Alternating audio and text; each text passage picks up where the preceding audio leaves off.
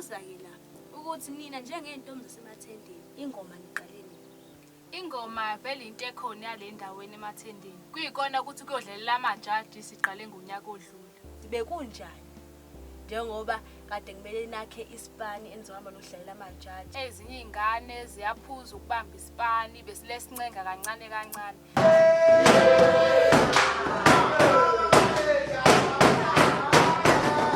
Bese kuthi abazali babejabulele abanye babo-ke besho ukuthi inkinga futhi ukubuya ebusuku. Ngabe bekuwena igoso nangonyaka odlule noma niyashintshana? Kuwushiya bekhala.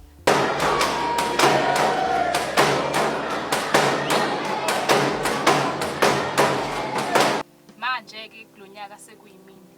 Nangonyaka ozayo futhi kuyoba umuntu. Njengoba kade nihambile-ke naye ukodlala emajajini ngonyaka odlule nenza kanjani? Eyi, ukudlala kwethu phambi kwamajaji kwaba yinto enhle neze-ke sasithebe sithukile ngoba sibone ezinye iy'ngane zenze isiboni hawu sizodliwa la. Kodwa-ke ngenhlanhla-ke saphumelela ngoba sakwazi ukuthi siphume unombolo 3.